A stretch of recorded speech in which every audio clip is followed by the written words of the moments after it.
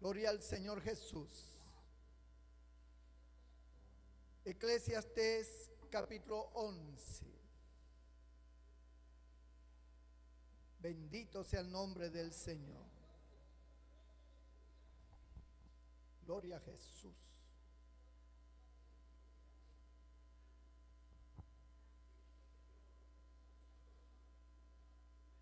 Hoy he venido que se me caen los pantalones.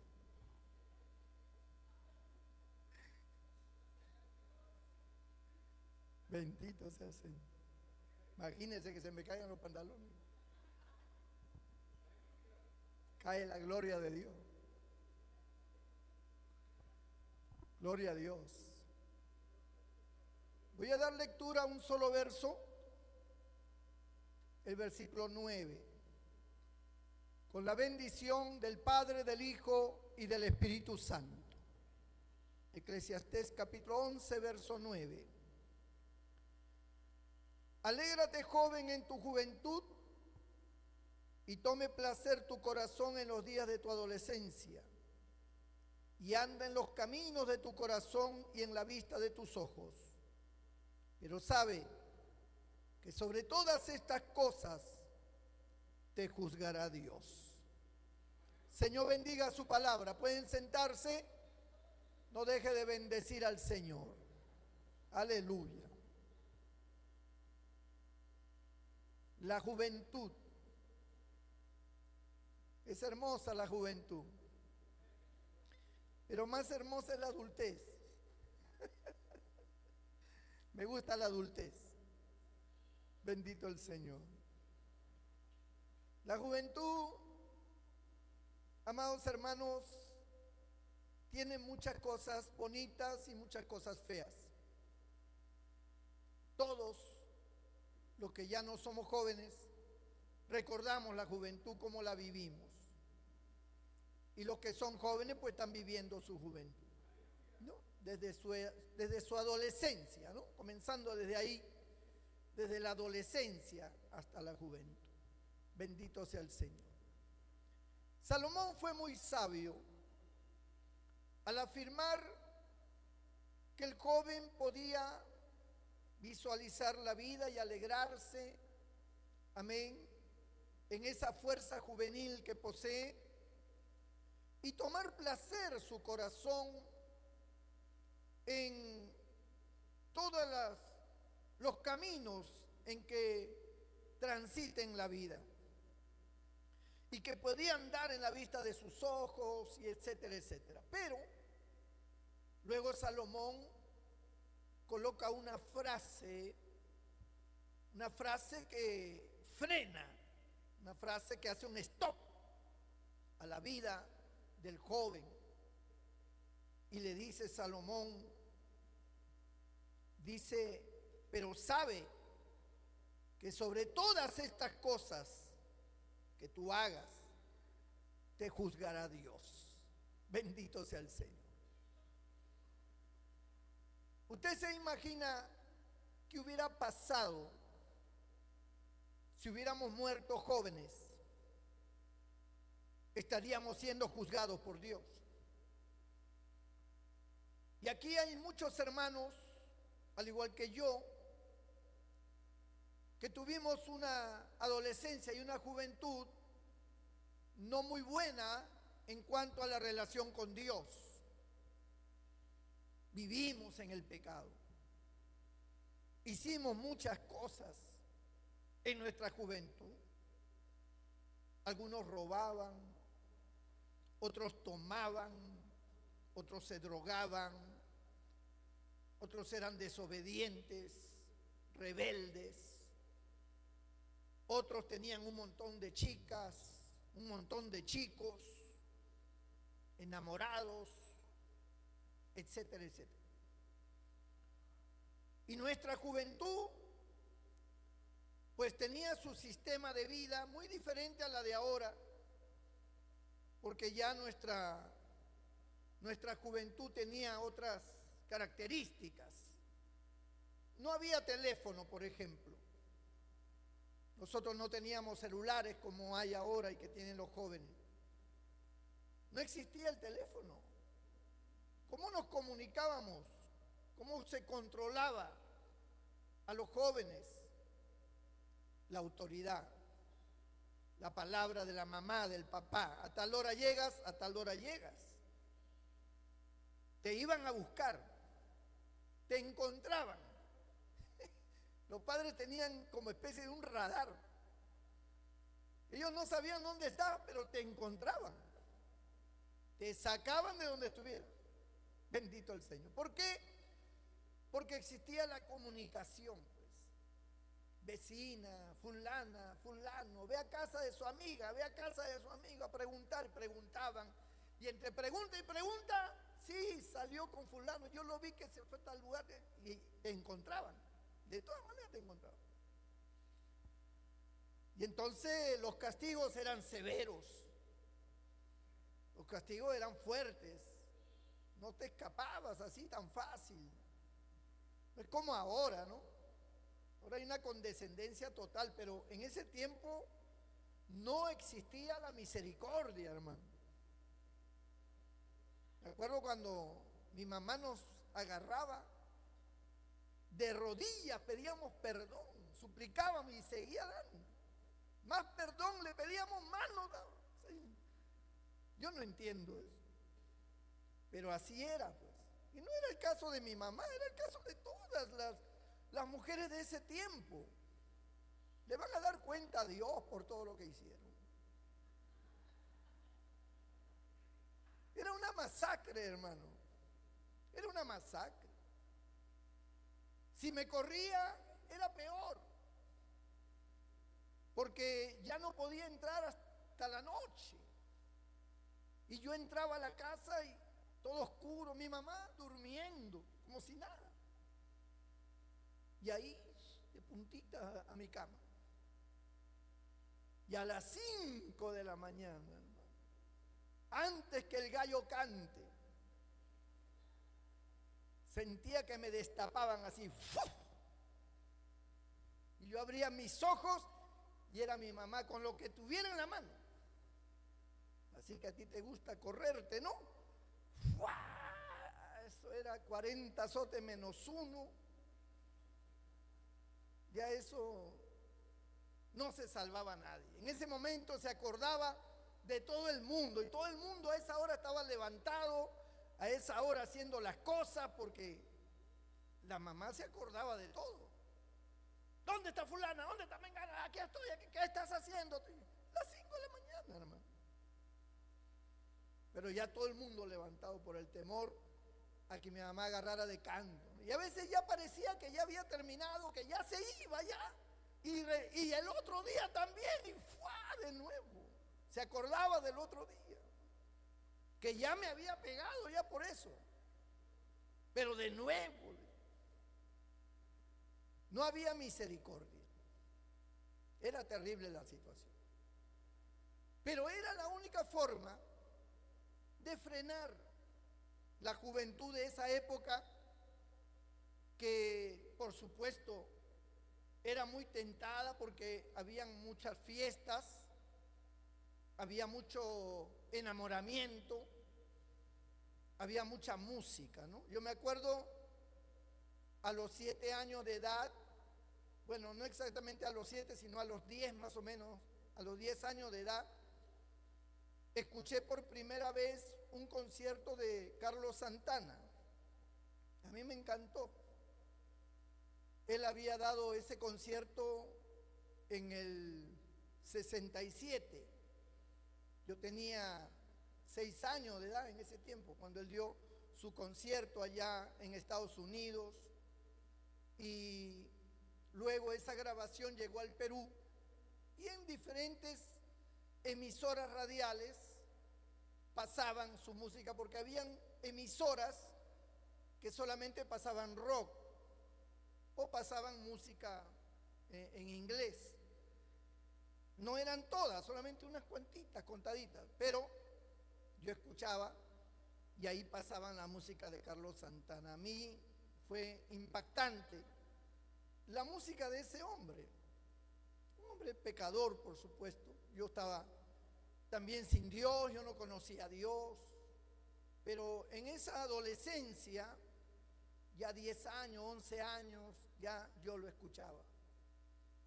Escuchaba también a The Who, escuchaba a Pat Benatar, una inglesa que cantaba rock. Había una canción que ella tenía que se llamaba El infierno no es para los niños. Y era una canción que impactaba bastante, ¿no? Y bueno, estaban otros más, los Rolling Stones y toda esa gente en esos años.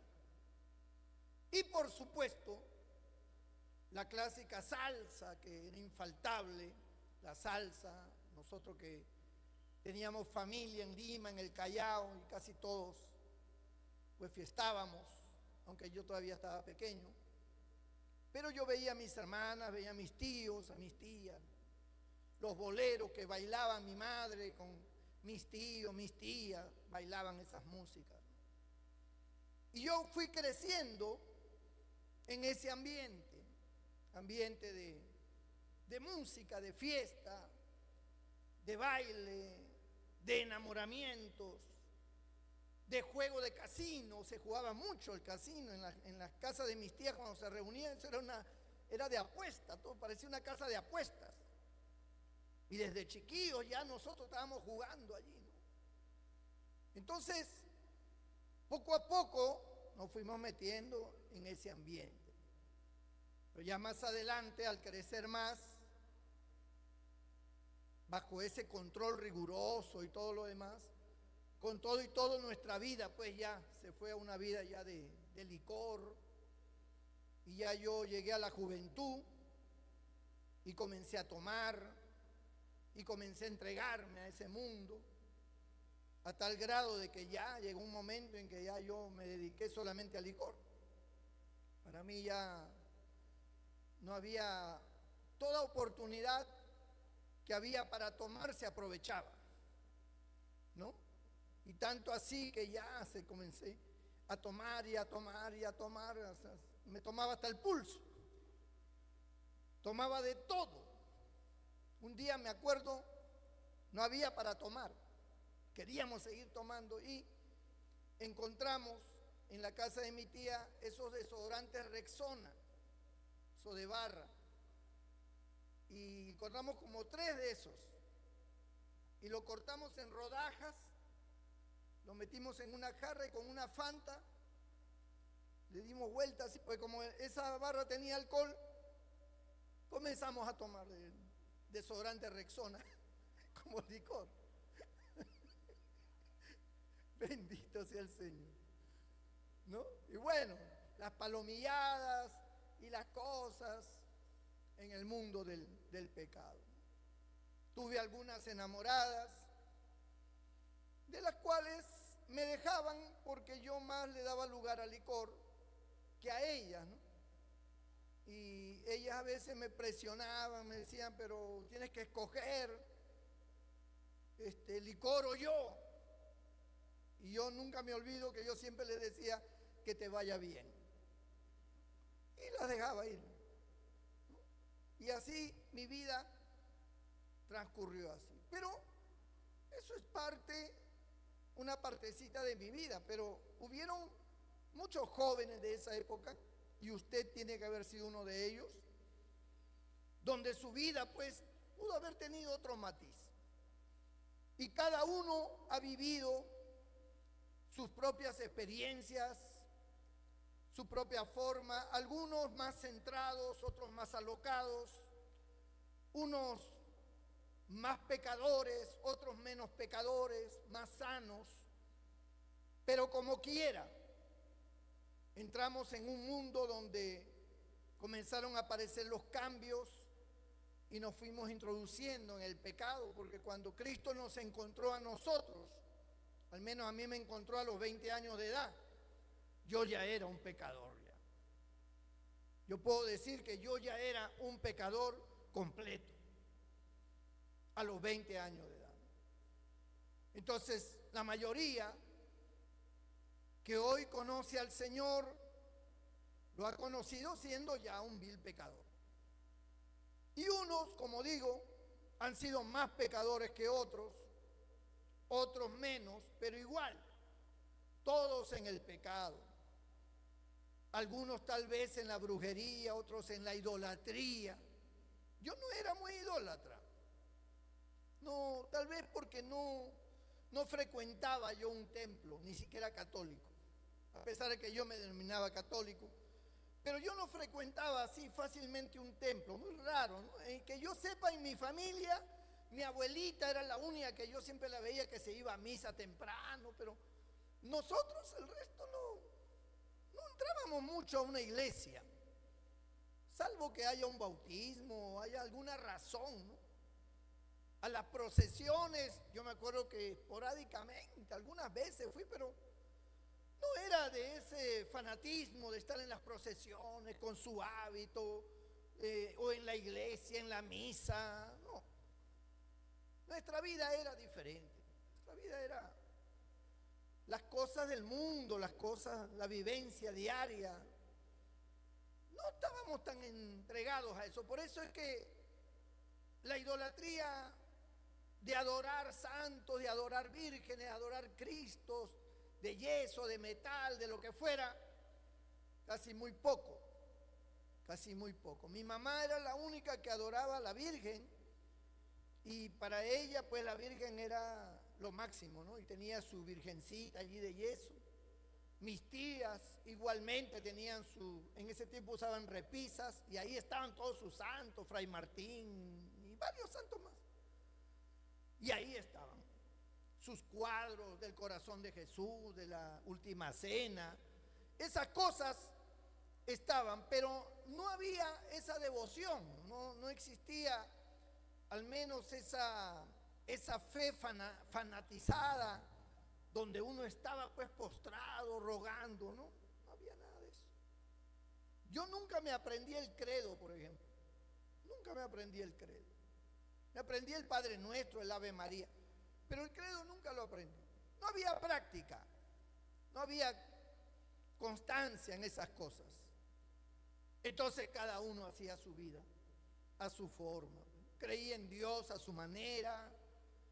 En la cuestión religiosa casi no entrábamos, muy poco se hablaba de temas religiosos. Yo no recuerdo que en una reunión familiar se esté tocando temas religiosos de otras congregaciones, nunca se tocaba ese tema. Se tocaba de todo menos eso. Se hablaba de fiestas, se hablaba de mujeres, se hablaba de hombres, se hablaba de fútbol, se hablaba de política, se hablaba de todo lo que fuera placer, diversión, pero de temas religiosos casi, en la familia casi no se tocaban esos temas, muy raro, ¿no?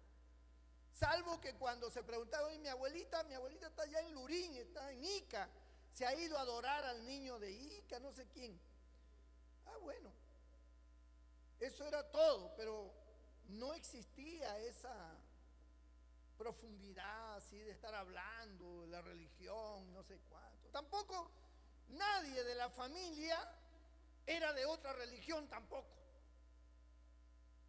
salvo por parte de mi papá, la hermana de mi papá, que después, con los años, porque ella llegó a conocer a Cristo, pero cuando yo ya estaba pues ya grande. Yo ya era hombre, ¿no? Era joven, pues tenía 17 años, por ahí, 18 años. Entonces ella ya se había convertido, pero todos los años anteriores, que yo supiera de que algún tío, tía, abuelo, primo, prima estuviera metida en otra religión, nunca. Todos éramos de la misma religión. Católico, apostólico, borracho. Todos teníamos la misma línea. Todos vivíamos casi lo mismo. Y nuestra fe era superficial. No había mayor profundidad espiritual. Nunca que yo haya sabido que en la familia alguien haya tenido una Biblia. Nunca he sabido que alguien haya tenido una Biblia en mi familia. Ni nosotros, por parte de mi mamá, ni ningún tío, ni ninguna tía, nunca le vi que tuvieran una Biblia en la casa. que habían cajas de botellas de cerveza vacías allá, de vino, de licor, eso sí había bastante. Pero una Biblia, bien raro, hermano, encontrar una Biblia en casa. Era más por parte de mi papá, un poquito más compenetrados, un poquito más religiosos por parte de mi papá. Pero casi nosotros no frecuentábamos a la familia de mi papá. Por lo mismo que eran así más moderados, más formales, como más educados, ¿no? Entonces nosotros no cabíamos con ellos porque la forma nuestra era una forma pues de libertinaje, una forma de libertina, de todo era de baile, de fiesta, teníamos nuestra manera de hablar, nuestra manera de ser, ¿no? Y con la familia de mi papá eran más parcos, más, no sé, más sanos. No entrábamos casi en contacto con ellos. Eran también más exhortadores, siempre estaban ahí con su cara de molestos. No entraban, pero por parte de mi mamá, todo el familión que teníamos, con ellos sí, pues porque todos éramos iguales. A todos nos gustaba lo mismo. Y todos entrábamos ahí, a la chacota, todo lo que era la vida esa, ¿no? Trabajábamos, estudiábamos y bueno, cada uno hacía su vida, ¿no? Cada uno hacía su vida. También no éramos una familia de buenos recursos económicos, no éramos pobres. Y casi toda la familia era pobre. Pero éramos numerosos. Y siempre estábamos allí cerca, siempre estábamos saliendo, siempre nos íbamos por acá, nos íbamos por allá.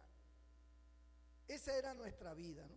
Licor, fiesta, mujeres, que esto, que lo otro. Una vida sin Dios. Desconocíamos totalmente quién era Dios. Desconocíamos quién era nuestro Señor Jesucristo. A pesar de que sabíamos de la presencia de nuestro Señor Jesucristo. O sea, eso sí sabíamos, pero no sabíamos quién era. ¿Cuál fue el propósito por el que vino? ¿A qué vino? O sea, no sabíamos que era el Hijo de Dios, que era el Padre, el Hijo, el Espíritu Santo, eso sabíamos, pero más nada. No había mayor conocimiento. Éramos muy ignorantes de las cosas de Dios. Prácticamente no sabíamos nada. Y si en algún momento se tocaba algo, se tocaba de manera errada.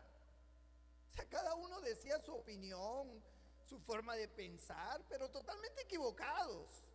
Ahora que se conoce la palabra de Dios, pues ahora me doy cuenta, ¿no? De cuán equivocado estaba, con cómo yo vivía tan ignorante, cómo yo estaba tan distante de Dios. No sabía nada, no sabía nada. Yo creo que si alguien nos hubiera hablado, no le hubiéramos hecho caso tampoco. Porque no cabía otra religión con nosotros. Nosotros estábamos cómodos con nuestra religión, pues. Nuestra religión nos permitía todo. Entonces, ¿para qué meter otra religión que nos iba a prohibir? Porque así lo veíamos, ¿no? Veíamos otras religiones como entidades que prohibían cosas, que te prohibían esto, que te prohibían lo otro. Entonces, para nosotros, ¿de qué vamos a entrar ahí? Además, que en ese ambiente familiar, mundano, todos estábamos contentos con esa vida. Nadie estaba disconforme como para buscar una religión, para buscar una iglesia. Nadie pensaba tampoco en cambiar de vida porque la vida que teníamos a nosotros nos parecía normal, nos parecía que estaba bien. ¿Cuál era el problema, pues? Si estábamos bien, tomábamos, bailábamos, fiestábamos, ¿cuál era el lío? Asunto de que íbamos a buscar otra religión. No había razón para buscar otra religión. Estábamos sanos también, no éramos gente que estuviera enfermiza, que hay que traerle los santos óleos o nada, todos éramos sanos. A pesar de la borrachera y a pesar de la vida libertina, la trasnochada que nos daban, nos amanecíamos bailando, todos éramos sanos. Bien raro encontrar un primo, una prima que estuviera gravemente enfermo, o sea, cosa rara. Todos éramos sanos y todos vivíamos la vida, ¿no? Cada uno a su forma, bajo sus circunstancias, pero así la vivíamos. ¿Para qué íbamos a buscar otra congregación, otra religión? No cabía eso, no. Ni siquiera nos lo imaginábamos, ni siquiera, porque no, ese pensamiento de otra religión no era parte de nuestra mente. En nuestra cabeza esas cosas no se mencionaban ni se pensaban. Nosotros pensábamos otras cosas que le dábamos lugar. Pero cuestiones de la Biblia, cuestiones de otra religión, de ver convertido a uno, al otro en otra religión, eso no había. Eso no existía. Habían broncas, habían peleas, habían de todo, de todo. Entre nosotros a veces broncas, pero luego pasaba otra borrachera y nos amistábamos. Y ya, era una cuestión normal. Había muchos resentimientos, mis primas se resentían con otras primas, los primos nos resentíamos con otros, pero eso era un momento y después otra vez estábamos ahí. Así era. Igual mis tías, igual mis tíos. Mi abuelo tenía su forma de vida, mi abuela tenía su forma de vida, pero todos en ese ambiente mundanal, pecaminoso. Mi abuela vivía en un cuarto piso y mi abuelo, el esposo de ella, no le gustaba que ella tomara, pero siempre llegaban mis tíos, mi mamá, todos llegaban a su casa y entonces ellos querían tomar, pero mi abuelo no permitía. Entonces por allá, desde la ventana del cuarto piso, nosotros bajábamos para ir a comprar un vino. Y ella nos bajaba en una canastita con una cuerda, así nos bajaba la plata para ir a comprar. Entonces, comprábamos el vino, un par de botellas, y una bolsa, ahí lo agarramos y lo subían por la ventana. Mi abuelo no se daba cuenta, mi abuelo estaba adentro, él casi no tomaba. Entonces subían las botellas. Y para que mi abuelo no notara nada extraño, mi abuela decía, voy a preparar café. Y traía la tetera esa del café y ahí lo llenaba de vino. Y luego sacaba las tazas, como si fueran a tomar café, y se servían el vino ahí en las tazas. Entonces mi abuelo de rato en rato entraba y decía, ¿qué pasa con usted? Que lo veo que se ríen, que están, parece como que estuvieran mareados. Y estaban mareados ya, porque a cada rato compraban vino. Y risa por acá y risa por allá. ¿Y qué pasa con ustedes? Decía, tanto café toman. Y punte de vino en la tremenda taza. Y así era. Le sacaban la vuelta a mi abuelo con eso. Ya después bien borracho, ya le hacían problemas a mi abuelo, un lío tremendo. Pero esa era la familia. Así era la familia y estábamos contentos así. Eso para nosotros era vida, eso para nosotros era alegría, era diversión, ¿no? Eso era lo que marcaba realmente nuestro deseo de estar en las reuniones familiares, ¿no? Y siempre, en casa de mi abuela o en casa de mi tía, en la casa de mi otro tío, en la casa de donde quiera. Esto era borrachera y baile y toda una cosa tremenda. Entonces, así vivíamos, pero no teníamos a Cristo.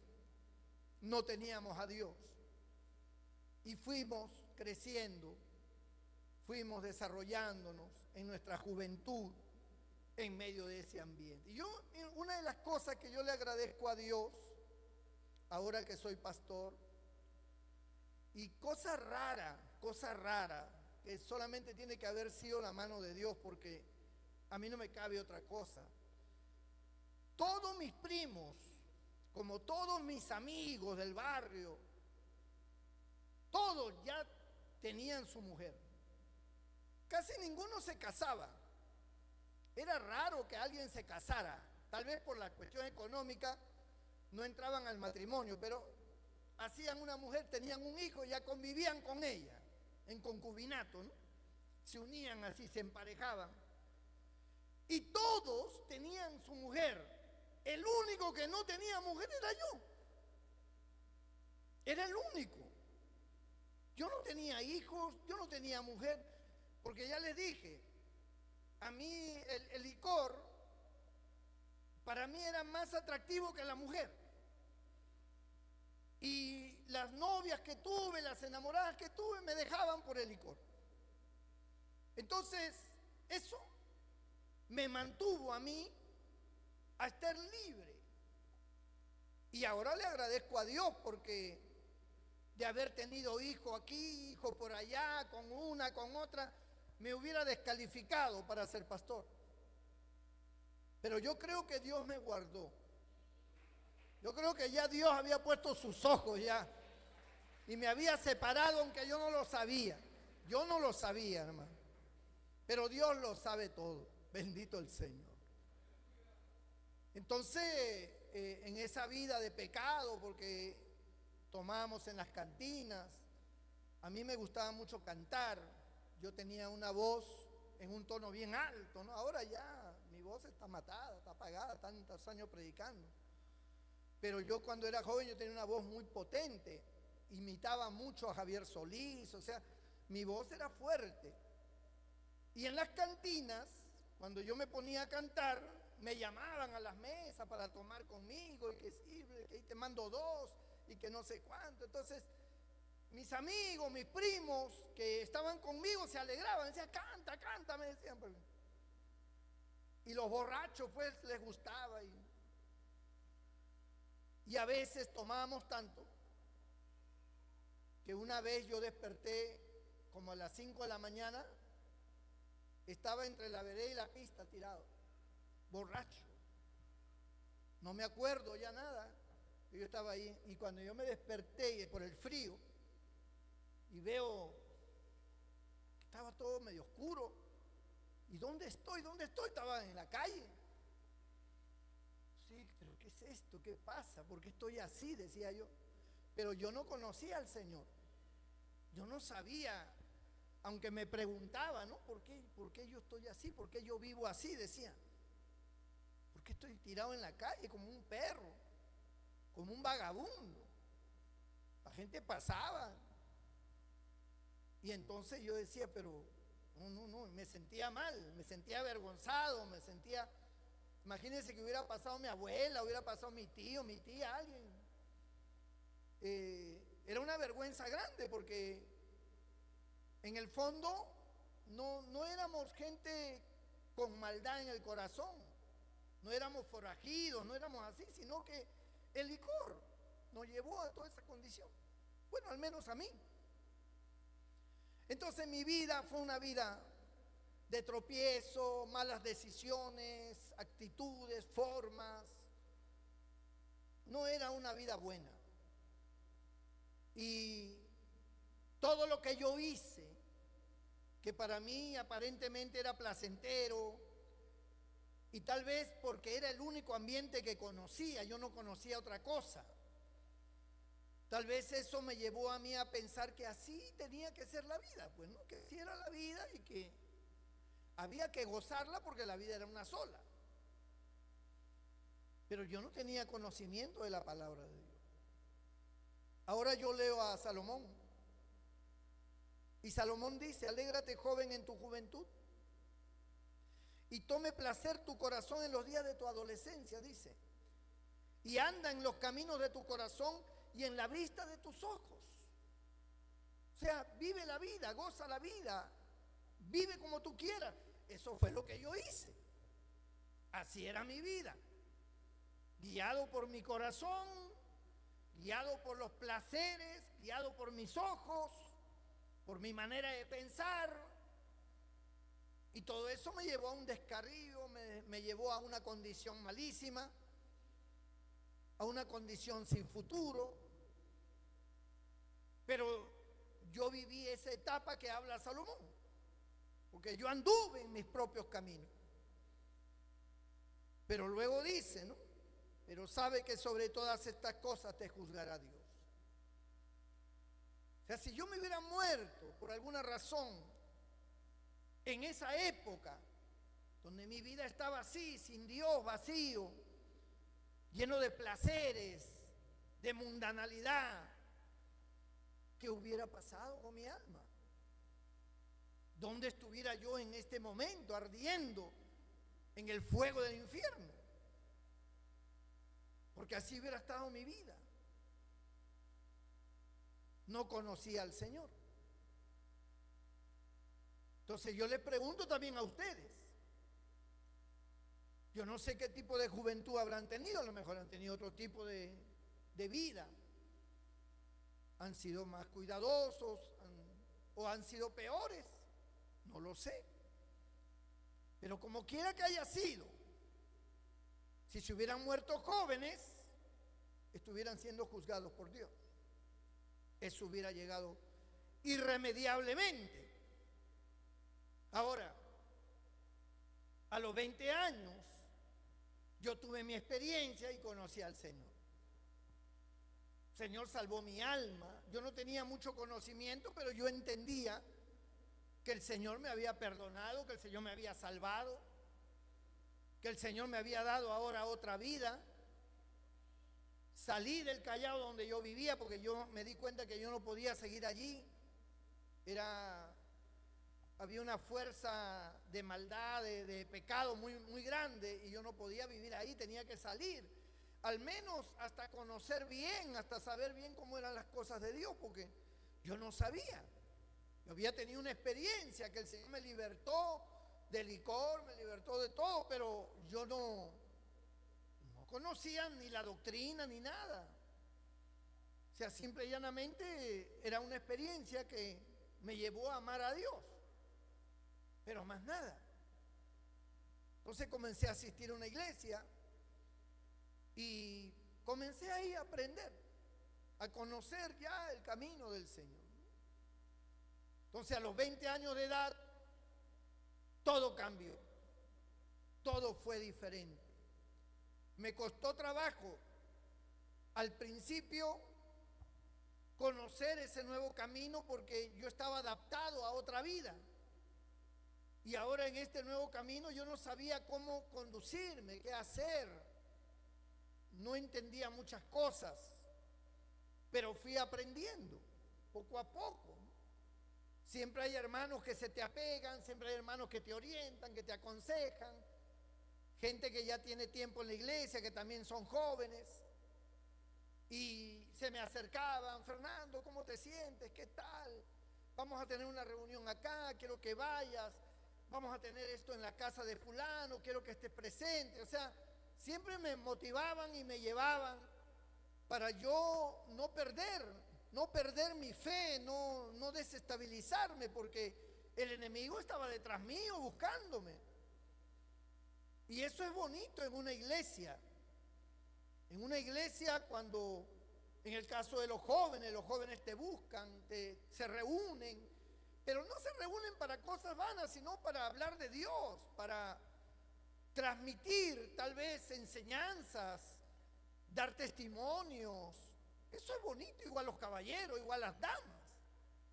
O sea, no necesariamente tiene que ser solamente el culto de damas, caballeros, jóvenes, sino debe haber un seguimiento, debe haber reuniones por grupos en otros lugares, en la casa de un hermano, en la casa de una hermana, y gozarse allí, reírse y al mismo tiempo orar, hablar de las cosas de Dios. Y eso fortalece mucho, al menos a mí me trajo una fortaleza grande porque yo no sabía mucho y estos hermanos me ayudaron, ¿no? Éramos de una iglesia pentecostal dirigida por unos pastores suecos. Lennart Lindler era mi pastor, fue mi primer pastor. Era un maestro en las escrituras ese hombre, era extraordinario enseñando. Y allí en esa iglesia que queda en Magdalena, allí yo me congregaba. Y ahí es donde ellos me buscaban, me llevaban, me invitaban a veces gaseosas, me invitaban café, me invitaban comida, nos reuníamos con los jóvenes. A veces teníamos un momento de juegos, un momento de gozo, pero después venía una parte seria donde ya todos nos sentábamos y había uno que hablaba y decía cosas y a mí me llamaba la atención, ¿no? Entonces yo decía, pues mira, así la cosa es diferente, ¿no? Se ve que aquí se están bien unidos, decía yo, están bien unidos, ¿no? Porque todos se querían, todos se abrazaban, todos, a mí también me abrazaban. Yo era muy poco de dejarme abrazar por otro hombre, así que me esté abrazando, o sea, yo era un poco alérgico.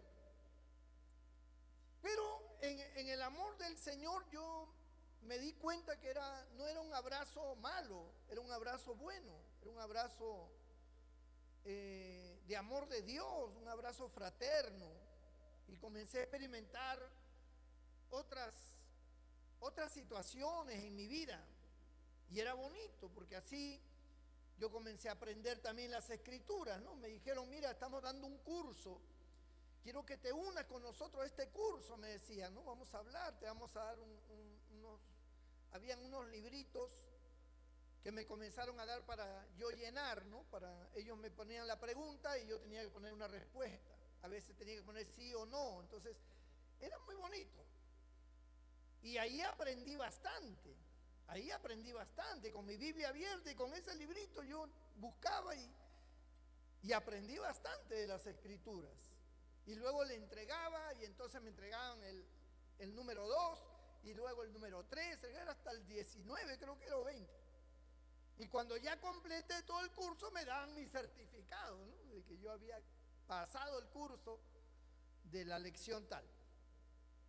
Entonces esas cosas a mí me ayudaron fuertemente porque habían momentos en que también yo era tentado, ¿no? Yo también decía, pero el Señor me ha libertado, pero la familia jala, a veces iba a visitar a la familia, a los primos, oye, ya pues, ¿cómo es? Total, te has desaparecido, ¿qué de tu vida?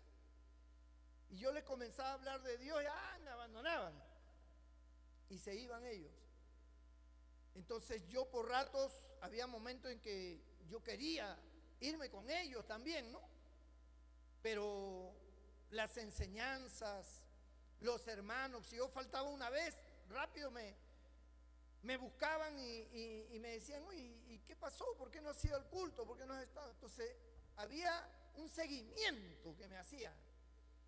Detrás estaban y me ayudaron mucho a que yo pasara al menos esa etapa de ignorancia al conocimiento de Dios y a fortalecerme en mi fe.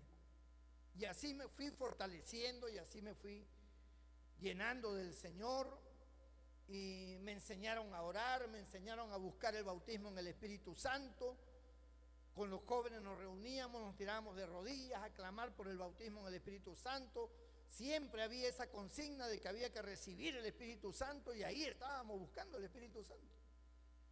Y llorábamos y clamábamos, ¿no? O sea, todo era un ambiente así. Nadie tenía un celular que estaba ajeno al otro. No, todos estábamos siempre juntos, hablando, preguntando, respondiendo. ¿Tú qué opinas? ¿Tú qué opinas de lo otro? A veces me preguntaban a mí, ¿y tú, Fernando, qué opinas? Por ejemplo, me decían, ¿tú qué opinas del enamoramiento? Me decían, yo no sabía nada del enamoramiento. Yo lo que sabía es que había que agarrar a una mujer y besarla y conquistarla, eso es lo que yo sabía.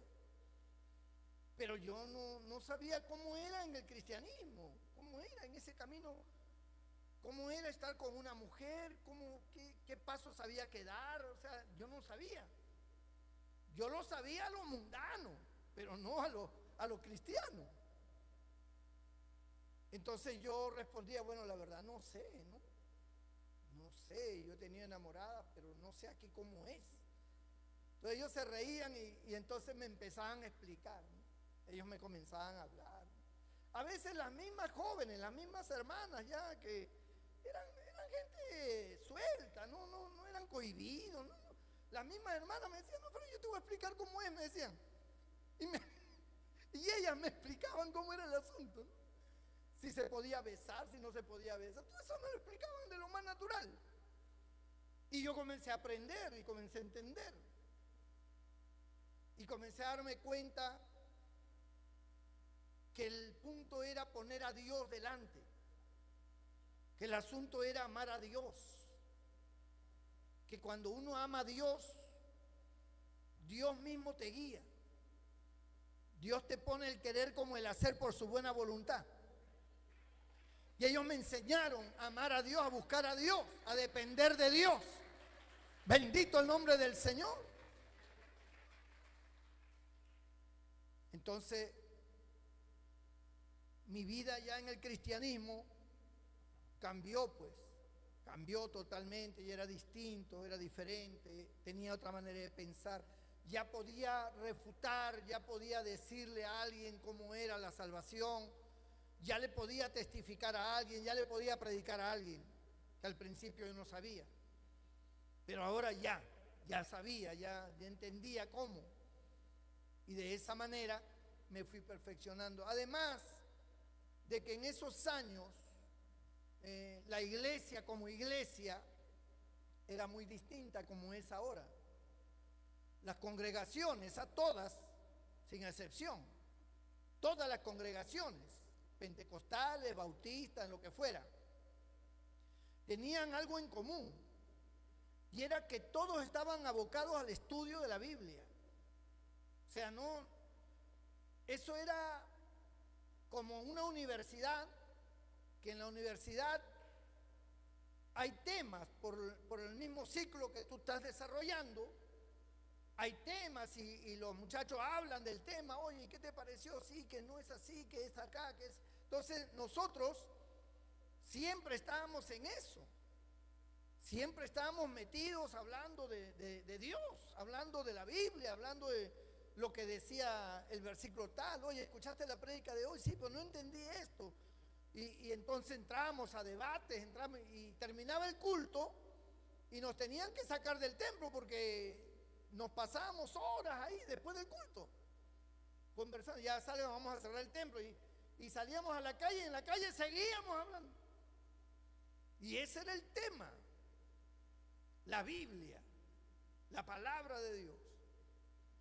Cuando yo dejé la iglesia de los suecos y llegué al Antiguo Testamento, ya yo venía con esa situación, y eso también lo había allí. Y siempre estábamos escudriñando las escrituras. Si nos reuníamos en casa de fulano, decía, va a haber una reunión, el hermano nos está invitando a su casa, y nos íbamos con un grupo, nos íbamos para allá. El tema era la Biblia. Nos sentábamos alrededor así, todo el tema bíblico. Muy poco jugar, todo era tema bíblico. Se tocaba un tema y ahí lo desarrollábamos, y cuando no entendíamos algo, que todos nos cerrábamos porque no llegamos, recién recurríamos al pastor. Hay que buscar al pastor, y nos íbamos en grupo a buscar al pastor. Pastor, tenemos un dilema aquí con este pasaje. Entonces el pastor se sentaba y nosotros estábamos allí y le decíamos nuestra situación, y él explicaba, ¿no? Y él explicaba. Entonces nos dábamos cuenta y aprendíamos. Pero ese era para nosotros algo que anhelábamos, algo que ansiábamos. Lo buscábamos como un dulce. Conocer las escrituras, conocer la palabra. Y ese conocimiento nos daba madurez, nos daba crecimiento espiritual. Escuchábamos a veces gente, porque no había internet, pero escuchábamos predicadores que a veces venían y predicaban, y nosotros nos dábamos cuenta que estaba hablando cosas que no eran. Que eso no es así, decían. Oye, ¿estás escuchando? Mira lo que ha dicho. Sí, eso no es así, decían. Y entonces terminaba el culto y a debatir sobre el tema que había hablado el pastor. No, está fuera de foco el pastor. Dice. Está hablando de cosas que no son. ¿Por qué? Porque estábamos metidos, pues, estudiando y estudiando y viendo. Esa era nuestra vida cristiana. Así nos formamos, así crecimos, ¿no? Ya cuando ha venido el internet y cuando ha venido todo, ya pues, ahora usted escucha predicadores de todas partes y está bien. Y eso está bien, pero el gran problema que hay es que la mayoría no tiene base. No tiene base porque no se ha formado estudiando las escrituras. Se ha formado escuchando a fulano, mengano y a sotano, pero eso no es. Por eso es que a veces yo veo que hay hermanos que ponen predicadores como si fueran una eminencia y está diciendo cosas que no son. Está diciendo cosas que no son, está errado, pero lo que pasa es que los hermanos, y no solo acá, en cualquier lugar, ahora escuchan a fulano, mengano, sotano, todo el mundo, y algo les gustó y creen que eso ya es todo, ¿no? Y lo ponen, pero no tienen base. Ellos mismos no tienen conocimiento.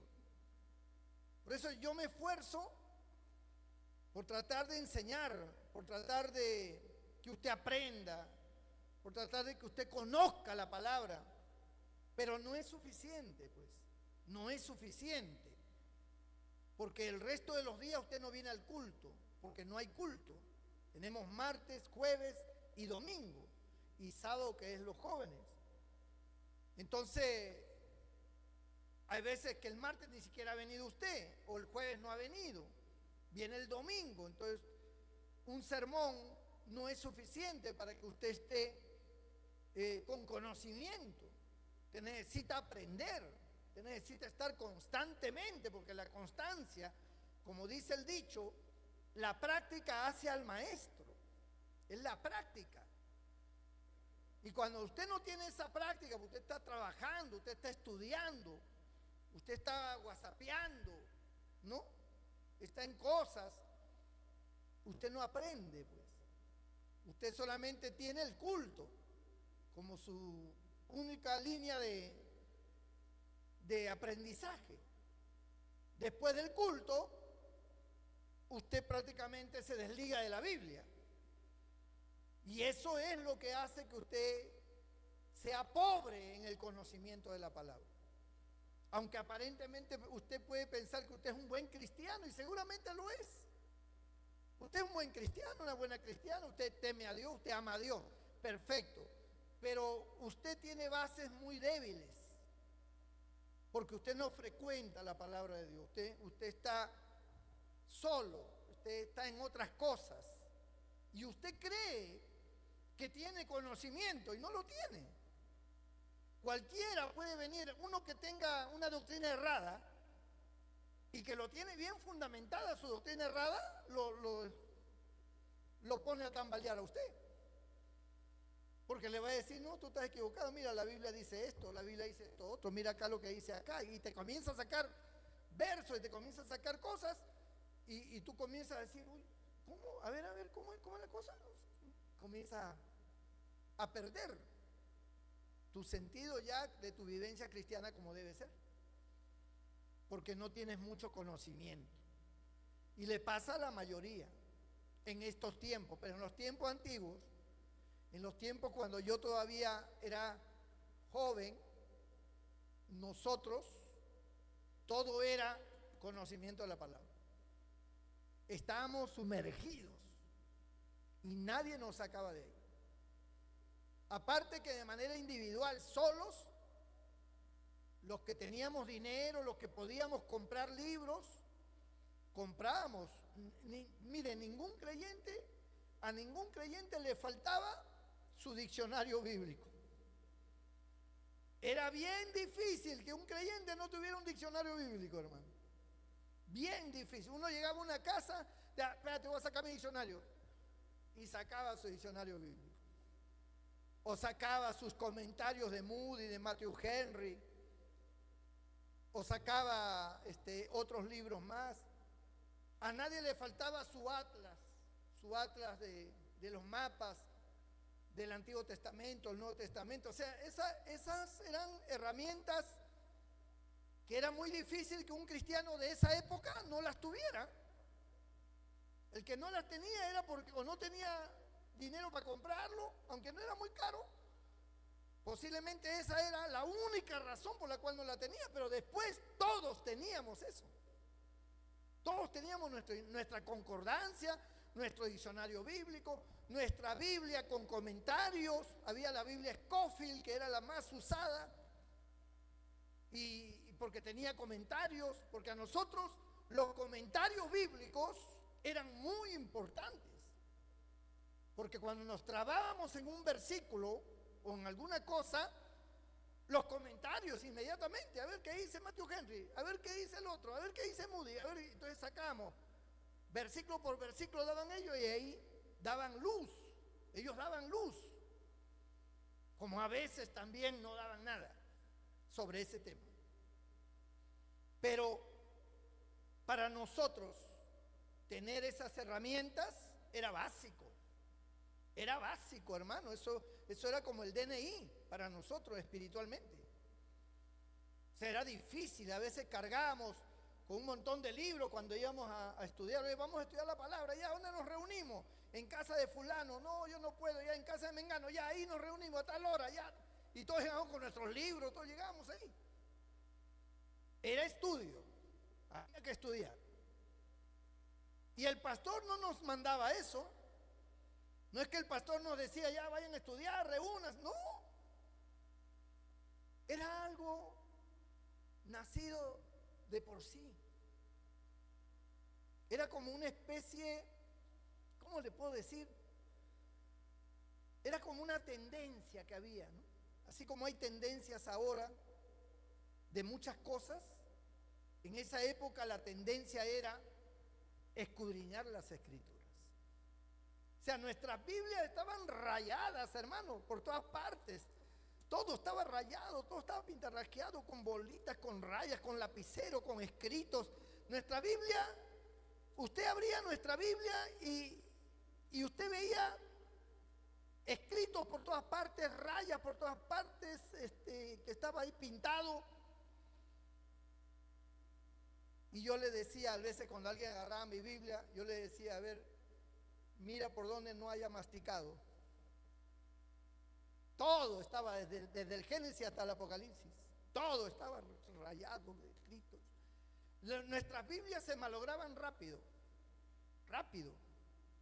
Nuestras Biblias, las hojas, todo, nuestra Biblia que es así, se ponía de este ancho así, porque las hojas, cuando uno las manipula, todo se anchan, se ajean, se malogran. Y teníamos que buscar otra Biblia ya, porque esa ya no nos servía. A veces la pasta se rompía, las hojas se salían, a veces no tenía hojas, porque se habían salido, no me doy cuenta, se había caído. Era la manipulación de la Biblia, que era algo tremendo, hermano. Y esas épocas fueron épocas de oro, fueron épocas que asentaron bases en mi vida, tanto cristiana como pastoral después para el futuro. Porque todo ese conocimiento es lo que toma el Espíritu Santo para traer un mensaje. ¿O de dónde creen ustedes que el Espíritu Santo me va a inventar en ese momento lo que yo voy a hablar? No. Es como Cristo. Cristo es la palabra. Y cuando Él dijo, y cuando venga el Espíritu Santo, Él tomará de lo mío, dice, tomará de lo mío. ¿Y qué cosa quiso decir con tomará de lo mío? Es decir, tomará todo mi conocimiento y os lo hará saber. Y eso es lo que hace el Espíritu Santo. El Espíritu Santo toma el conocimiento que tienen los pastores de las Escrituras para poder traer un mensaje. Igual, si usted quiere predicar, el Espíritu Santo no le va a hablar al oído lo que usted va a decir, ni le va a poner palabras que usted no sabe. Él va a tomar lo que usted tiene. Si tiene poco, pues poco va a tomar. Y si tiene mucho, pues mucho va a tomar. ¿Entienden eso, hermano? Bendito el nombre del Señor. Y fueron épocas hermosas en mi vida cristiana, ¿no?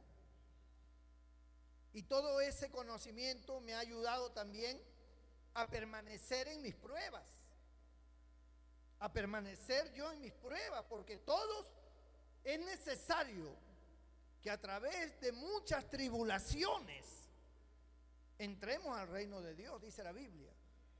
Y las tribulaciones son las pruebas. Hoy usted ve un creyente que por cualquier motivo baladí se va de la iglesia, que por una situación pequeña se va. ¿Por qué se va? Porque ese creyente no tiene raíz, ese creyente no tiene conocimiento de la palabra, ese no tiene profundidad. Es una semilla que está encima de la tierra, que vienen las aves y se la comen. Y esa persona por eso no puede permanecer en ningún templo. Se sale de acá, va a otro lado, y cuando tenga un problema por allá se va a salir y se va a ir a otro lado, y así va a estar, como saltaperico por acá y por allá. Porque son gente que no tienen profundidad, no tienen base. Entonces cualquier cosa lo saca. Era muy difícil, hermano, por mucha prueba que nosotros tengamos, por mucha situación extrema que estemos pasando, era muy difícil irnos de la iglesia. O sea, irnos de la iglesia era descabellado pensarlo. Aun cuando tuviéramos un problema con un hermano, con una hermana, hasta con el propio pastor, o sea, los problemas que pudiéramos tener internos en la iglesia, para nada nos movía a irnos, para nada. O sea, tenía que ser un caso ya muy extremo para tomar la decisión de salirnos y buscar otra iglesia. O sea, eso no. Es que entendíamos que tanto tiempo nosotros metidos en el estudio, conociendo gente, hermanos, siendo parte de la obra y después salir para empezar de cero en otro lugar, o sea, eso no cabía en la cabeza. Nunca. La única manera que nos fuera que nos votaran. De otra manera era imposible. Ningún hermano. Y mire que pasamos situaciones duras, y hermanos que pasaron situaciones duras, que los exhortaron duro públicamente, sin sabiduría, y lo aguantábamos. Pastor venía y que sí, que el hermano fulano es tal, que aquí, que esto, que lo otro, o sea, públicamente. Y el hermanito todo avergonzado, todo. Cualquiera se va, hermano. Pero ese hermano no se iba. Ahí estaba, ninguno de nosotros nos iba. Ahí estaba. Y seguíamos y persistíamos. Hoy son pastores, hoy están por otros lugares, pero tuvieron bases, porque escudriñamos las Escrituras. Por eso, esta parte que habla Salomón: alégrate, joven, en tu juventud, y tome placer tu corazón en los días de tu adolescencia, y anda en la vista de tus ojos. Eso fue nuestra vida inconversa. Eso fue nuestra vida mundana. No conocíamos a Dios. Salomón está advirtiendo y dice: pero todas estas cosas te va a juzgar Dios. Ahora lo entendemos, pero en ese tiempo no. Por eso que yo vivo agradecido de Dios, de que Dios no solamente me haya salvado, sino que me ha sustentado en el conocimiento de Él. Él me ha sustentado. Él ha tratado con mi vida de madrugadas, ha tratado con mi vida en la mañana, en la tarde, en la noche. Él me ha mostrado su palabra, me ha inspirado, me ha dado revelaciones. O sea, hay una serie de aspectos de orden espiritual, sobrenatural, que ha acontecido en mi vida, de la cual es muy difícil, hermano, que uno se vaya al mundo. Es muy difícil. Porque uno está parado sobre la roca. Uno sabe en quién ha creído, sabe quién es nuestro Dios, quién es nuestro Señor. No somos blandengues.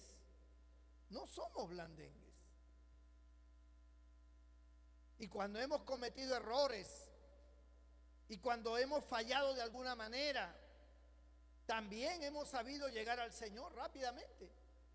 También hemos sabido postrarnos, llorar, humillarnos, pedir perdón, clamar por misericordia.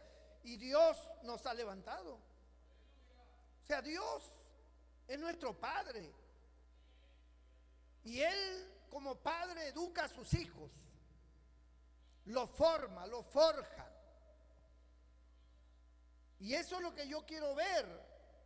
Por eso cuando nombramos presidentes de grupos, los presidentes de grupos deben preocuparse por estas cosas. Deben motivar a las reuniones, deben motivar a los hermanos, deben juntarse, deben hablar de las cosas de Dios. Pero no es así en muchos casos y en muchas iglesias. Se reúnen pero para chismear, para hablar mal de fulano, mal de mengano, para hablar de las deficiencias de este y la deficiencia de la otra. Pero no se reúnen para conocer, como dice San Pablo, cuando vosotros os reunís. ¿Para qué se reúnen? Dice. ¿Se reúnen para lo mejor o para lo peor? Cuando ustedes se reúnen como iglesia, dice, en las casas, porque antes las iglesias no tenían templos, se reunían en las casas por grupos. Por eso cuando Pablo escribe las cartas dice, saluda a fulana de tal y a la iglesia que está en su casa. Porque habían grupos que se congregaban en una casa, otros en otra casa y así, después ya se reunían. Cuando llegaban los apóstoles todos se reunían. Entonces Pablo escribe y dice, ¿no? Cuando ustedes se reúnen, ¿qué cosa hay? ¿Hay salmo? ¿Hay doctrina? ¿Qué cosa hay? No erréis. Las malas conversaciones corrompen las buenas costumbres. Es decir, si no hay salmo, si no hay doctrina, si no hay alabanza, adoración, entonces ¿para qué se están reuniendo? Si se están reuniendo para chismear, no erréis. Esas malas conversaciones corrompen a la iglesia, corrompen las buenas costumbres y dividen a la iglesia, separan a la iglesia. Por lo cual hay mucha desunión después y es visible la desunión. Es visible. A nosotros nos decían reunión de jóvenes, hermano, era imposible que nosotros no estuviéramos en la reunión. Eso era imposible. Ahí estábamos todos. Igual, reunión de caballeros, todos los caballeros. Reunión de damas, todas las damas ahí. Imposible que alguien se fuera. Eso no.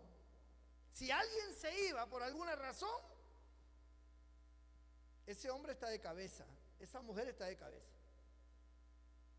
Porque para nosotros era una falta grave, no estar en una reunión a la cual se está llamando. Porque somos una iglesia. Nosotros atendemos los asuntos de Dios. Y cuando Dios ha puesto a alguien al frente como líder de un grupo y este llama a reunión, está respaldado por Dios. Porque se está tratando asuntos que tienen que ver con Dios y su obra. O sea, es imposible que un verdadero cristiano haga caso omiso de eso. Es difícil, no cabe en la cabeza. En ese tiempo, por la misma estabilidad de conocimiento que teníamos de la palabra, teníamos formación, estábamos formados, respetábamos a los que nos precedían, los respetábamos como si fuera el pastor. El presidente de jóvenes, yo estaba sujeto, el presidente de jóvenes daba una orden y se hacía. O sea, aun cuando fuera más joven que yo, lo respetábamos, lo admirábamos, lo teníamos en alto. Qué privilegio de que tú seas presidente de los jóvenes. Y cuando los nombraban, fulano de tal presidente, digo, ¡ah, gloria a Dios! Una alegría. Lo abrazábamos, lo cargábamos. Qué bendición, hermano. O sea, todos queríamos esa bendición, pero se la daban a él, se la daban al otro. Y la alegría era la misma. ¿Qué iba a haber un hermano diciendo? Ya la malograron toda, ya no sabe nada. Era difícil, hermano. Eso no había. Todos nos alegrábamos. Porque todos estábamos unidos. Porque todos éramos una sola fuerza. Bendito sea el nombre del Señor.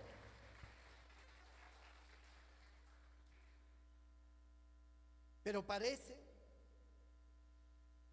que los creyentes de hoy, esta parte de tome placer tu corazón y haz lo que te da la gana, parece que está vigente todavía en sus vidas. Pero Dios te va a juzgar. Dios te va a juzgar.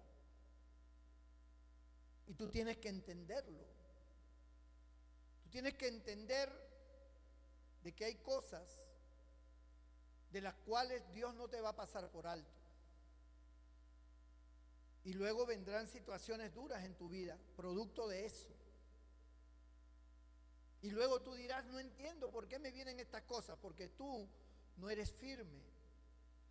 Tú andas en los deseos de tus ojos, en el placer de tu corazón, pero tú no entras a las cosas de Dios. Las cosas de Dios tú las tienes en segundo plano y a veces en último lugar. Yo veo estos tiempos como tiempos de mediocridad espiritual, totalmente. En todas las iglesias, hermanos, en todas las iglesias. Hay muy poco deseo de reunirse para hablar de las cosas de Dios, de la Biblia, de estudiar la Biblia. Casi no existe eso en las iglesias ya. Ha desaparecido. Todo es por redes sociales, pero no hay estudio, no te compenetras.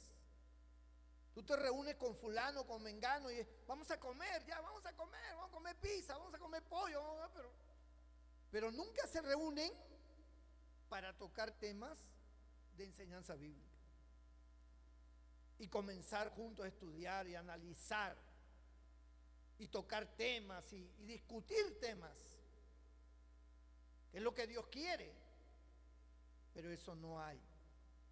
Te conformas solo con la enseñanza del culto. Esa es toda tu fortaleza que tienes.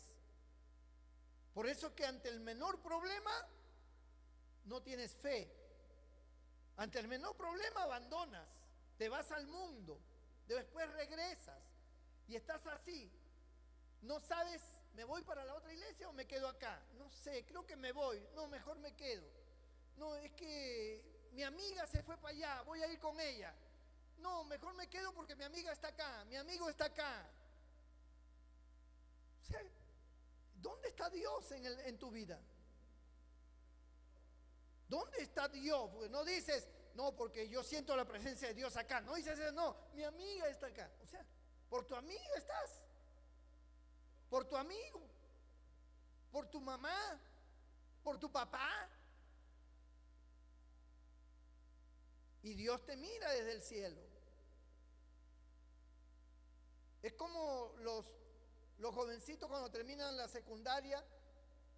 Dicen, yo quiero estudiar psicología porque mis amigas van a estudiar psicología.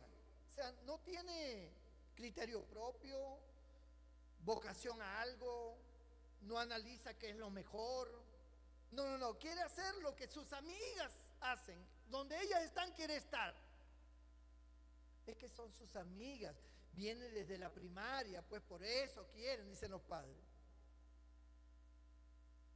Tú tienes que definir qué es lo que a ti te gusta, qué tú quisieras hacer.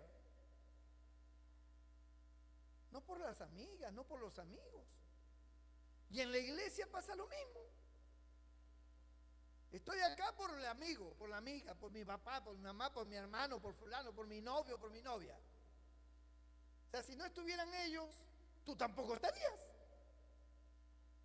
Entonces, ¿Dios qué pinta en tu vida? ¿Dónde está Dios? Me voy para allá porque allá se ha ido mi amiga. Me voy para allá. Por la amiga.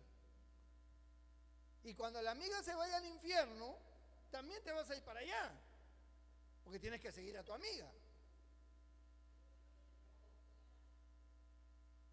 La vida cristiana de hoy es bien complicada y Cristo lo dijo. Cuando el Hijo del Hombre venga otra vez, ¿hallará fe en la tierra? Él hizo una pregunta. ¿Hallará fe en la tierra? Algo que se está perdiendo es la fe. ¿Y por qué? Porque la fe viene por el oír la palabra de Dios. La única manera de que tu fe crezca es por la palabra de Dios, no hay otra forma. Al tú no es tener contacto con la palabra de Dios, ni a tener armonía con otros hermanos para estudiar la palabra de Dios, tu fe tambalea. Tu fe tambalea. Y puede ser un creyente de años, pero con una fe muy pobre. Con una fe muy pobre. Y por eso tienes encontrones pues con los demás. Por eso es que tu carácter es un carácter indomable. Por eso es que las tentaciones te jalan rápido. Por eso es que el pecado está a la puerta. Por eso es que luego abandonas cualquier cosita, renuncio, me voy, dejo todo. No hay fundamento. La Biblia dice que el sembrador salió a sembrar y la semilla cayó, parte de la semilla cayó junto al camino. Vinieron las aves y se la comieron. Ese es el que cree, pero luego abandona. Otra parte cayó entre espinos. Los espinos crecieron y ahogaron la semilla. Ese es el que cree por un tiempito, pero después lo desaniman y se va. Otra parte cayó entre pedregales y las piedras no dejaron echar raíces y la semilla no prosperó. Ese es el que cree por un tiempo, pero en el momento de la prueba se aparta. Pero otra parte cayó en buena tierra y esta dio fruto a 30, 60 y al 100%. Bendito el nombre del Señor. ¿Por qué? Porque esa tierra permitió que la raíz ingresara, tuviera profundidad. Tu vida espiritual tiene que tener profundidad y la única manera es cuando la palabra de Dios está en tu corazón. Cuando esta palabra alimenta tu alma se fortalece. Cuando esta palabra no está en tu alma está anémica, te falta hemoglobina espiritual, estás anémico, tienes 7 de hemoglobina espiritual, vas a entrar en shock, te vas a morir en cualquier momento.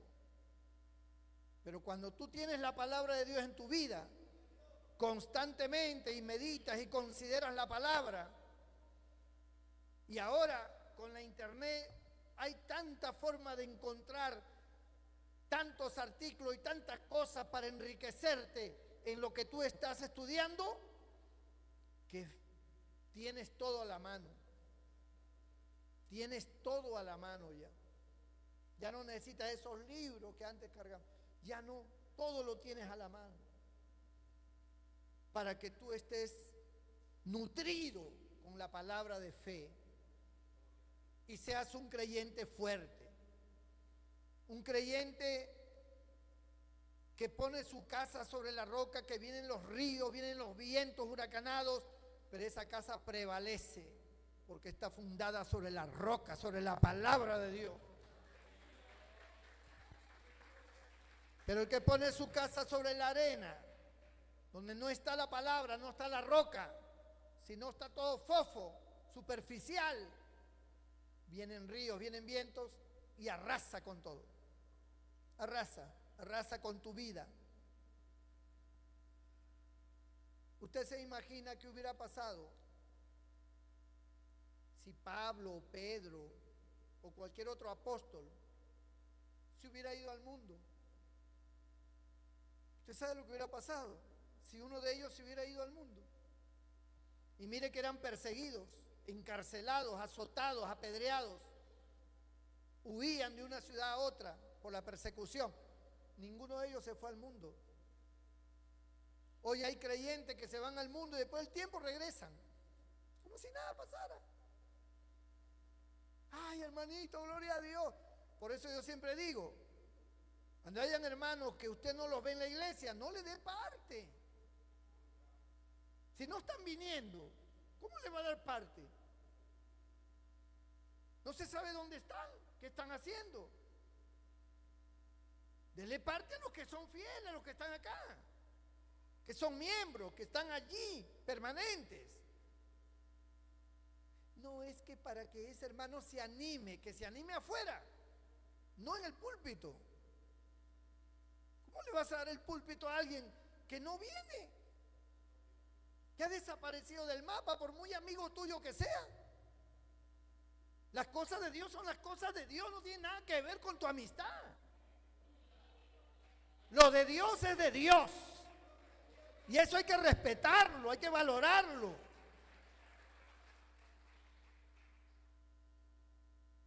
Y para eso están los grupos, pues. Para eso están los presidentes de grupo. Para poner a alguien que sepa dirigir. Ahora, aprovecho esto para decir algo. Yo no sé por qué el que dirige, cuando empieza tiene que ponerse a cantar, a orar una hora, y a cantar y a cantar. No te llamaron a cantar, te llamaron a dirigir.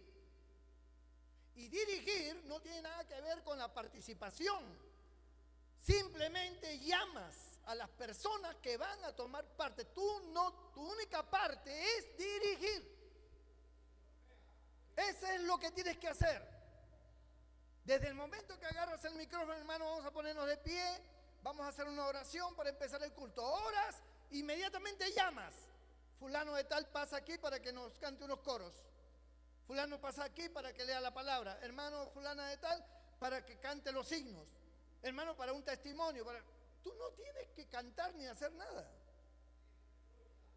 Porque te pones a cantar y a cantar y a cantar. Nadie te mandó a cantar, a dirigir, para eso están los hermanos. Porque en la media hora que te llevas cantando, se perdieron varios hermanos de tomar parte. Son los hermanos los que tienen que tomar parte. La parte tuya es dirigir. Nada más. No ponerte a cantar. Ni tampoco hacer una oración larga al comienzo. ¡Ay, ay! ¡Señor! ¡Señor! Y una gritería y una cosa. Eso, hazlo en el altar, tirado de rodillas. Allí grita, allí llora, allí clama. Porque a la hora que vas a tomar parte, acá tenemos gente que viene de visita. Hay gente que viene por primera vez a un templo evangélico y te escucha con tu gritería. ¡Ay! ¡Ay! Nosotros los creyentes te entendemos, pero no la persona que viene de visita. La persona que viene, tú simplemente haz tu oración. Señor, ponemos este culto en tus manos, bendícenos en este servicio, Señor, usa a nuestros hermanos que van a tomar parte, en el nombre de Jesús, amén, se acabó. No tienes que interceder ni pedir por los turcos ni por los judíos. Simplemente pide por la bendición del culto y enseguida llamas al primero que va a participar. Nada de ponerte a cantar y a cantar. Al primero que te toca llamar, a ese llamas. El hermanito, para que nos cante un coro. Cantó un coro corto, llamas a otro que cante otro coro. Y le vas dando parte a los hermanos. Y a los hermanos que son conocidos, a los hermanos que están en la iglesia, que son fieles, que perseveran, que están aquí, dales parte. Bendito el nombre del Señor.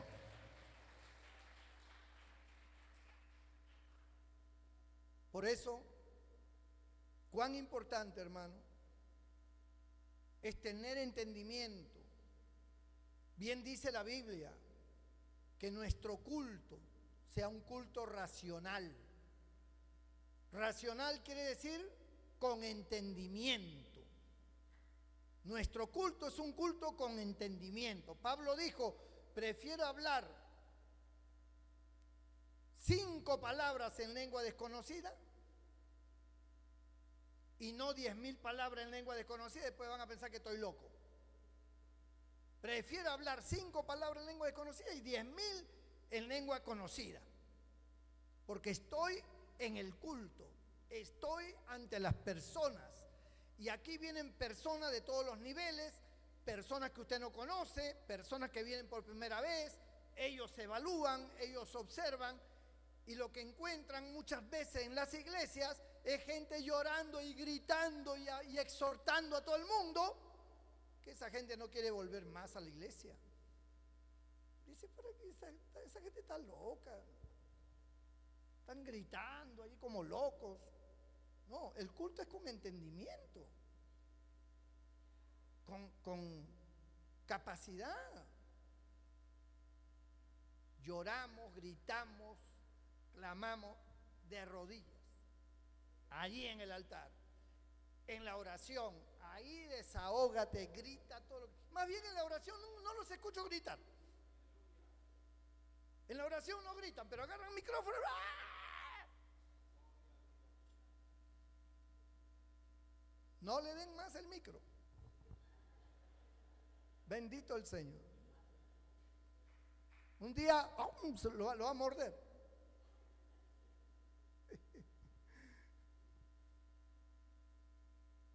Dios no va a juzgar. Aprendamos, sirvamos a Dios, amemos a Dios, escudriñemos las Escrituras porque ellas son las que dan testimonio de mí, dijo Cristo. Escudriñad las Escrituras. Por no escudriñar las Escrituras, tu vida cristiana ha sido un desastre. Toda tu vida cristiana ha sido siempre un desastre. Estás lleno de amargura, de rencores, de codicias, de lujuria.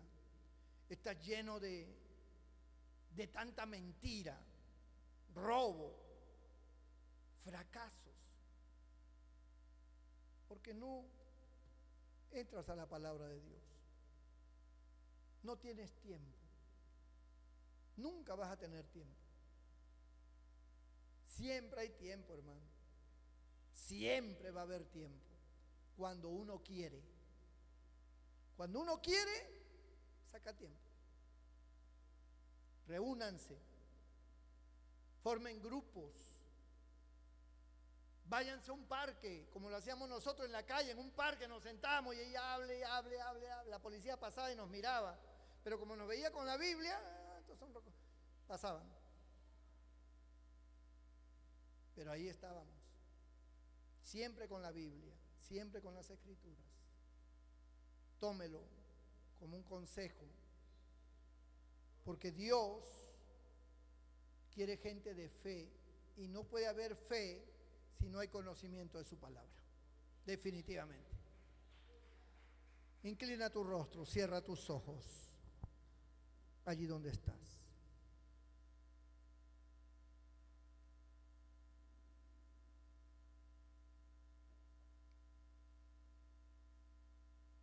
Yo quiero orar por los creyentes, por aquellos creyentes que quieren cambiar su estilo de vida con Dios. Decir, Señor, a partir de hoy yo voy a comenzar ya a escudriñar tu palabra y voy a buscar hermanos, voy a buscar hermanas. Los voy a invitar a mi casa para compartir de repente unas galletas, un tecito y hablar de tu palabra, orar, conocer más de ti, Señor. Porque aunque parezca increíble, hermanos, hay hermanos que usted nunca los ha escuchado, hablar. Siempre los ha visto en el culto sentaditos ahí, pero usted nunca, pero cuando esas personas hablan, tienen una sabiduría y un entendimiento increíble. Increíble. Sino que ellos no tienen la oportunidad de hablar. Pero cuando usted los invite, cuando usted se reúna, usted va a comenzar a conocer muchas cosas. Y va a haber quebrantamiento. Y ahí es donde viene el bautismo en el Espíritu Santo. Ahí es donde cae el poder de Dios. Ahí es donde usted empieza a tener experiencia con Dios. Comience a buscar al Señor. Comience usted a llamar. Con inteligencia, con prudencia. Y cualquier cosa normal, comuniquen con el pastor. Para ordenar, para guiar. Yo quiero orar por ti. Tal vez tú te sientes un poco flojo en ese aspecto. Como que últimamente te sientes decaído, decaída. Y sientes como que no estás firme. Necesitas llenarte del Señor. No es suficiente los cultos. Si tú quieres que haga una oración por ti, levanta tu mano, yo haré una oración por ti esta noche. Dios bendiga esas manos que se levantan. Dios te bendiga, Dios te bendiga, Dios te bendiga, Dios te bendiga. Dios bendiga esas vidas. Ponte de pie ahí donde estás. Todo el que levantó su mano. Cierra tus ojos. Una cosa te voy a asegurar, y te lo voy a asegurar por experiencia propia. Esa búsqueda con hermanos de la palabra de Dios, de orar, me llevó a mí a muchas e innumerables experiencias con Dios. Era frecuente las experiencias que yo tenía con Dios por la misma búsqueda que teníamos. Y eso va a venir a tu vida. Y tú te vas a dar cuenta cómo vas a ir cambiando. Así como cuando vas a un gimnasio y te vas dando cuenta que tus músculos están desarrollando, que ya tu cuerpo está cambiando. Así espiritualmente, tú te vas a dar cuenta cómo estás progresando en tu manera de pensar en las cosas de Dios, en tu amor a Dios, en tu sentir en la obra, en tu sentir con la iglesia. Va a despertar en ti un potencial extraordinario espiritualmente. Van a haber manifestaciones del Espíritu Santo. Todas esas cosas van a venir a tu vida. Pero búscalas. Reúnete con los hermanos, búscala. Porque todo el que busca, encuentra. Al que toca se le abre y al que llama, también se le abre. Voy a orar por ti. Ahí donde estás. Señor, mira estas vidas que están de pie. Ellos han escuchado esta palabra. A ti te ha placido traerles esta palabra. Porque tú quieres, Señor, edificar, manifestarte a tu iglesia. Tú conoces los corazones. Tú eres el único que conoces el futuro, lo que va a venir. Tanto para ellos como para el mundo, para la iglesia. Y tú buscas gente, buscas hombres y mujeres que te amen, que te sirvan, que te busquen de corazón. Como dice tu palabra, me buscaréis y me hallaréis, porque me buscaréis de todo vuestro corazón. Y eso, Señor, va a pasar con todas estas vidas que hoy levantan su mano y se han puesto de pie. Porque ellos quieren tu bendición. Ellos anhelan, desean en su alma tu manifestación espiritual, Señor. tu presencia.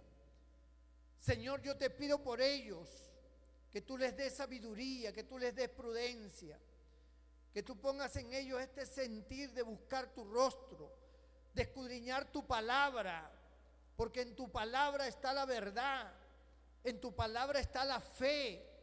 Aumenta la fe a través de tu palabra en cada uno de ellos, para que todas las oraciones, el clamor de ellos, Señor, sea respondido, porque van a orar ahora con otra condición, van a estar en otra condición, y tú te vas a manifestar de una manera especial, y los vas a bautizar con tu Espíritu Santo, y los vas a llenar con tu Espíritu Santo, y los vas a transformar en nuevas criaturas, Señor.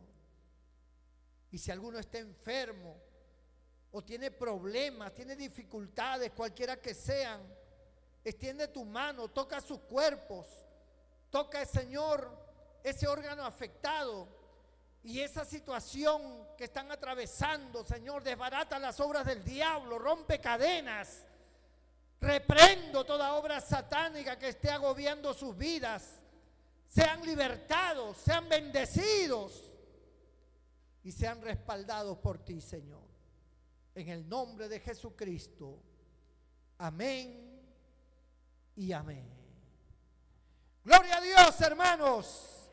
Póngase de pie toda la iglesia y dele fuertes palmas y alabanzas al Cristo de la gloria. ¡Aleluya! El Señor es maravilloso. ¿Cuándo cae?